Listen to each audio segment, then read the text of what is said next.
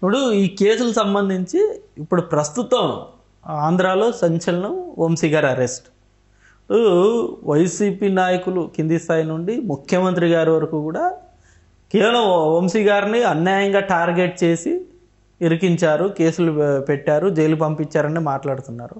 నిజంగా అంటే కేవలం వంశీ గారిని కావాలనే టార్గెట్ చేశారా? అంటే రెడ్ బుక్లో ఆయన పేరు ఉంది కాబట్టి ఆయన టార్గెట్ చేశారా? రెడ్ బుక్లో పేరు ఉండటం ఏంటి? ఇప్పుడు ఆ కేసు ఎప్పుడు పెట్టారు? గన్నవరం పార్టీ ఆఫీస్ మీద దాడి కేసు ఎప్పుడండి రిజిస్టర్ చేసింది? జగన్ గారి హయాంలోనే, ఆయన సీఎం ఉన్నప్పుడే కదా. అవును. మరి ఇంకా వైసీ ఆయన్ని టార్గెట్ చేయటం ఏంటి? వంశీని టార్గెట్ చేయటం ఏంటి చెప్పండి నాకు. వాళ్ళ హయాంలోనే కేసు అనేది అక్కడ జరిగింది. అక్కడ ఎమ్మెల్యే ఆయన, ఇది మన వంశీ గారు ఆ టైంలో జరిగింది. అది జరిగిన దాని మీద కేసు పెట్టారు. కేసు పెట్టిన దాని మీద ఇప్పుడు ఆయన పేరు పెట్టలేదో ఏదో, సరే తర్వాత వచ్చిన తర్వాత పెట్టారు. ఎప్పుడైనా అది జరిగేదే.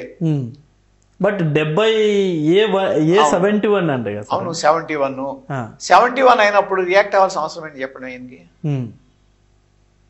71 ముద్దాయి కింద ఉన్నప్పుడు ఈయన రియాక్ట్ అవ్వాల్సిన అవసరం ఏంటి? ఇప్పుడు జగన్మోహన్ రెడ్డి గారు చెప్తున్నాడు, ఇప్పుడు పరిటాల రవి హత్య కేసేనండి. పరిటాల రవి హత్య కేసులో ఇన్వాల్వ్ అయిన ప్రతి ఒక్కరూ చనిపోయారు. అవునా? అవును. ఆఖరికి ఆ సూర్యుడిని కూడా, సూర్యప్రకాశ్ అతను ఎవడు, భానుప్రకాష్, మద్దెల చెరువు సూర్యుని కూడా చంపేశారు. అంటే అటువంటిది రిపీట్ చేస్తారా? అంటే క్రిమినల్ మైండ్తో మాట్లాడితే ఎట్ట కుదురుతుంది? అక్కడ వంశీ గారి మీద 71 ఉంది. సపోజ్ కోర్టుకి వెళ్ళి మీరు నిరూపించుకోవాలి, నాకు సంబంధం లేదని చూపించాలి. ఎవరైనా చేసే పని అదే కదా. చంద్రబాబు గారిని అరెస్ట్ చేసి లోపల పడేశారు. ఆయన కోర్టు నుంచే తెచ్చుకున్నాడు. అచ్చెన్నాయుడు గారిని అదే పని చేశారు, ఏమి సంబంధం లేకపోయినా.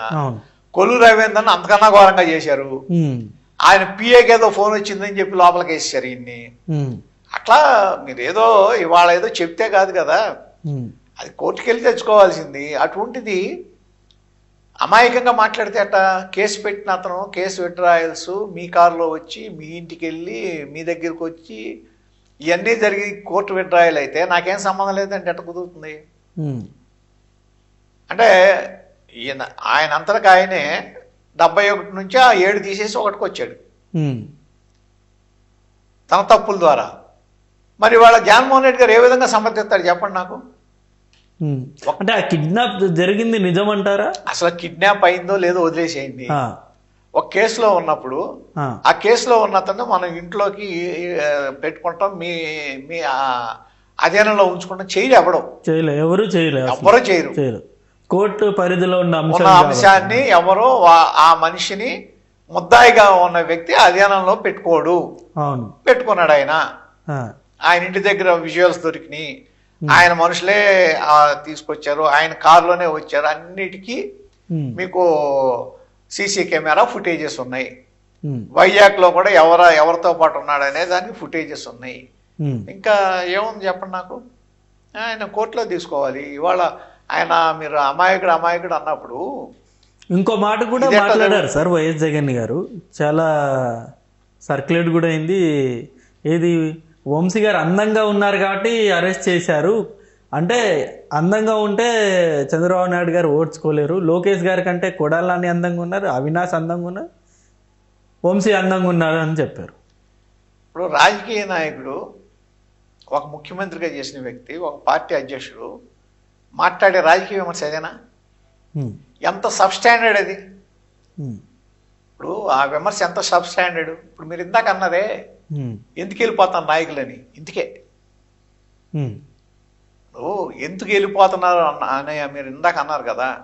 ఇదిగో ఈ స్టాండర్డ్ లేని వ్యవహారాలు మానని. ఎవడో ఏదో రాసిస్తే ఆ స్క్రిప్ట్ మొత్తం యథాతథంగా చదివేయటం కాదు కదా. మీకు ఇది ఉండాలి కదా. అసలు అందం ఏంటి, అందం గురించి మాట్లాడటం ఏంటి. వాడెవడో పోలీసులను బట్టలు ఉపదీయటం ఏంటి నాకు అర్థం కాదు. ఈ గోల ఏంటి అసలు? ఈ సప్త సముద్రాలు అవుతున్నా సరే బట్టలు ఉడిదీసి ఇది నిలబెడతాను. బట్టలు ఉపదీయటం పనే ఏంటి? ఈ సీఎం అవుతాం, సీఎం అయిన తర్వాత ఈయన చేసే ఏక కార్యక్రమం బట్టలు ఉపదీయటమేనా? ఏంటి అసలు ఆ భాష ఏంటి? ఆ భాష ఏంటి? ఆ పద్ధతి ఏంటి? వచ్చి మిమ్మల్ని కోర్టు ముందు నిలబెడతానో లేకపోతే తప్పు చేస్తే ఇయ్యానో అంటారు ఎవడన్నా.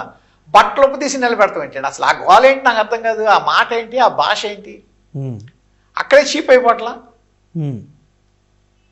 అక్కడ ఎప్పుడైతే అటువంటి భాష ఉపయోగించారో మీరు ఈ వంశీ కానీ, కొడాల నాని కానీ, అలాగే పేరు నాని కానీ, రోజా కానీ, ఇటువంటి 5-6 మాట్లాడిన భాష చెప్పలేనంత నష్టం చేసింది వైసీపీ. మామూలు నష్టం కాదు. ఎందుకంటే సమాజంలో బతికేవాడు ఎవడైనా సరే ఒక మాదిరిగా ఉన్నాళ్ళు, చక్కగా ప్రశాంతంగా ఉండాలి, ఒక విధమైన మంచి వాతావరణం కావాలని కోరుకుంటారు. వాళ్ళందరూ అసహించుకున్నారు. వాళ్ళందరూ బెళ్ళబీటుగా వేయబట్టే అంత ఘోరమైన రిజల్ట్ వచ్చింది వైసీపీకి, టీడీపీకి వేయబట్టే. కారణం వీళ్ళు చేసిన అరాచకం, వీళ్ళు మాట్లాడిన విధ్వంసకరమైన మాటలు సహించరు ఎవళ్ళు. అటువంటి ఇప్పుడు ఈయన బట్టలు తీసి నిలబెడతానంటే ఇంక ఇది మీరు ఇందాక అన్నదానికి ఇదే సమాధానం. ఎందుకు వెళ్ళిపోతారు నాయకులు అంటే, ఈ నాయకత్వ స్థాయి దిగజారిపోయినట్టే కదా. ఆ స్థాయికి మాట్లాడటం అనేది ఎట్లా అసలు? ఒక బాధ్యత కలిగిన నాయకుడివి, ఒక పార్టీ అధ్యక్షుడివి, 40% జనంలో నీకు అభిమానం ఉంది, దాన్ని నిలబెట్టి పెంచుకోవాలా? ఇటువంటి మాటలు పెట్టి తగ్గించుకుంటారా? బట్ వైసీపీ సోషల్ మీడియా దీన్ని హైలైట్ చేస్తుంది కదా సార్. ఆయన చెప్పిన డైలాగే చాలా పవర్ఫుల్. అవునండి, వాళ్ళు అదే కదా. ఇప్పుడు ఎవడైనా అంతే, చిడతలు కొడతాం అంతే కదా. వైసీపీ సోషల్ మీడియా అట్లాగే హైలైట్ చేస్తుంది. అది మంచిదా చెడుదా అని చూడరు వాళ్ళు. ఏదైనా అంతే, టీడీపీ సోషల్ మీడియాని అంతే కదా. చంద్రబాబు గారు మాడితే అదే విధంగా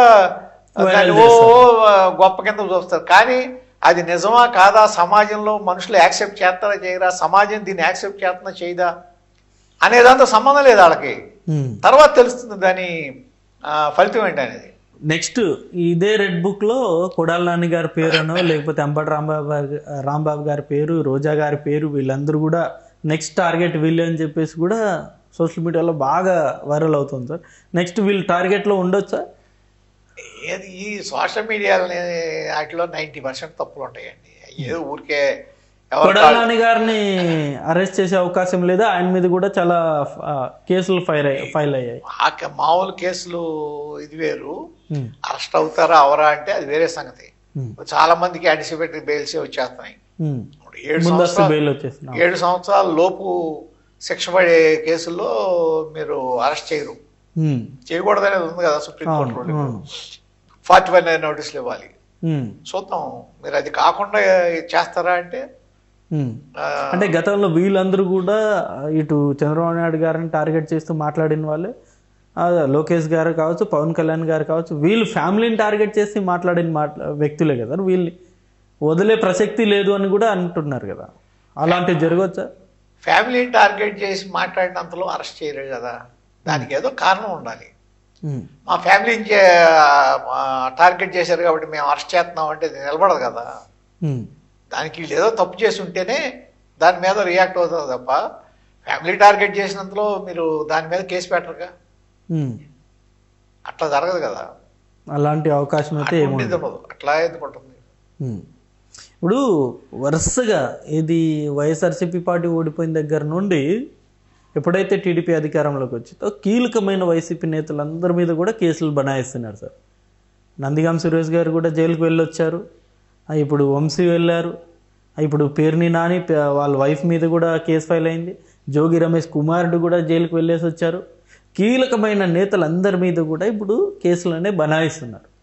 సో దీన్ని ఒక కక్షపూరిత రాజకీయంగా కూడా చూసే అవకాశం ఉంది. ఇప్పుడు చాలాసార్లు ఇదే ప్రస్తావించారు వైసీపీ నాయకులు కావచ్చు, జగన్ గారు కావచ్చు, కక్షపూరిత రాజకీయం, రెడ్ బుక్ రాజ్యాంగం నడుస్తుంది అని చెప్పి. దీన్ని ఎందుకని మనం కక్షపూరితిగా చూడకూడదు? ఇప్పుడు పేరు నాని గారి దగ్గర నుంచి మాట్లాడదాం. గోడౌన్లో బియ్యం మాయమైపోయింది, రేషన్ బియ్యం మాయమైపోయిందని వాళ్ళే ఒప్పుకున్నారు, లేవని వాళ్ళే ఒప్పుకున్నారు. దానికి సంబంధించి కొంత డబ్బులు కూడా ఇచ్చారు, డీడీ కూడా కట్టారు. అది నేరమా కాదా? మీరు చెప్పండి, నేరమా కాదా? మాకు ప్రమేయం లేకుండా, మాకు తెలియకుండా మీ గొడవ. ఇప్పుడు మీ ఇంట్లో మీకు ఇల్లు ఉంది, మీ ఇంట్లో మీరే ఉంటున్నారు. దాంట్లో ఒకవేళ ఎప్పుడు ఏదో దొంగ బంగారమో లేకపోతే ఒక గంజాయో ఓ మూట దొరికింది, మీరేగా దానికి బాధ్యులు. నేను కాదంటే ఎట్ట కుదురుతుంది? మీ గొడవను మీ హ్యాండ్ ఓవర్లో ఉండి మీరు తాళాలు మీ హ్యాండ్ ఓవర్లో ఉంచుకుంటే దాంట్లో నుంచి మిస్ అయ్యి ఏది ధాన్యం మిస్ అయితే బియ్యం నాకు బాధ్యత లేదంటే ఎట్ట కుదురుతుంది? మరి అది కేసు పెట్టాలి కదా. అదే జరిగిందంటారు. అదేం కక్షపూరితం కాదు కదా. అట్లాగే మీరు ఇందాక జోగి రమేష్ గారు అబ్బాయి గురించి మాట్లాడుతున్నారు. ఒక సర్వే నెంబర్లో ఆయన రిజిస్టర్ చేసుకుని పక్క సర్వే నెంబర్ని ఈ సర్వే నెంబర్ కింద మార్చేసి దాని చుట్టూతో గోడ కట్టి అమ్మేసుకుంటే అసలు ఓనర్ వచ్చి కేసు పెడితే ఊరుకుంటారా? ల్యాండ్ గ్రాబింగ్ కేసే కదా అది. అసలు ఆల్రెడీ అగ్రిగోల్డ్ భూములు అంటేనే వివాదాస్పదం. అందుట్లో అది అగ్రిగోల్డ్ కాదు, వేరే వాళ్ళది. వీళ్ళు తీసుకుంది దాని పక్కదాన్ని రిజిస్టర్ చేయించుకుని ఈ నెంబరు అక్కడ ఉన్న తహసీల్దార్నో లేకపోతే లోకల్లో ఆర్ఐ ఎవరినో పట్టుకుని ఈ నెంబర్ దానికి వేయించుకుని ఏది పక్కదానికి వేయించుకుని దాన్ని వీళ్ళు హ్యాండ్ ఓవర్ కబ్జా చేసేసుకుని అసలున్న ఓనర్ని కాకుండా చేస్తే అది క్రిమినల్ కేసు పెడతారా పెట్టరా?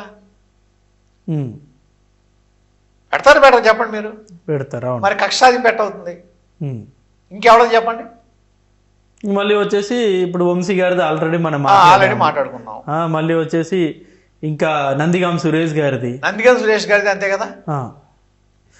పిన్నెల్లి రామకృష్ణారెడ్డి గారిని ఆ రకంగానే జైలుకి పంపించారు. అవునండి, పిన్నెల్లి రామకృష్ణారెడ్డి గారిని దేని మీద జైలుకి పంపించారు? ఏం కేసు? ఆ కేసు ఉందా లేదా? ఈవీఎం ధ్వంసం కేసు. అంతే కదా. అప్పుడు ఆ కేసు ఉన్నప్పుడు మీరు ఎందుకు పంపించరు? అరెస్ట్ చేస్తారు, మీరు బెయిల్ తెచ్చుకుంటారు కోర్టుకు వెళ్ళి.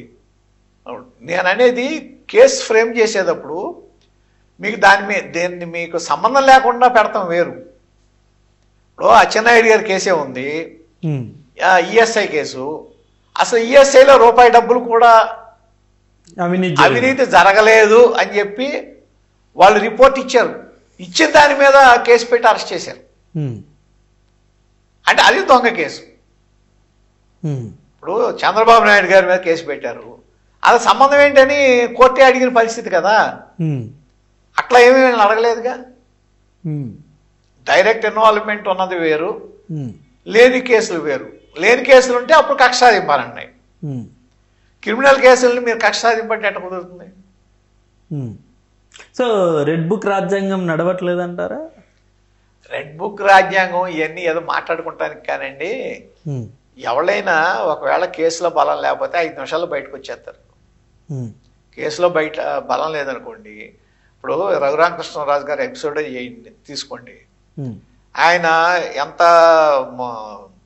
ఏది విశ్వ ప్రయత్నం చేసి మొత్తం మీద ఆ కేసుని తీసుకొస్తున్నాడు. అది కొట్టింది నిజం. ఆయన కాళ్ళకి దెబ్బలు తగిలింది, దాని మూలనే అవుట్ సైడ్ ప్రెషర్ మూలనే ఏది బోన్ ఫ్రాక్చర్ అయింది అనేది మన ఆర్మీ హాస్పిటల్ ఇచ్చింది నిజం. ఇవన్నీ జరిగిన తర్వాత కూడా ఎంతకాలం ప్రలాంగ్ అవుతుందంటే దాన్ని అటువంటి వాళ్ళని కూడా మీరు అరెస్ట్ చేయొద్దంటే ఎట్లా కుదురుతుంది?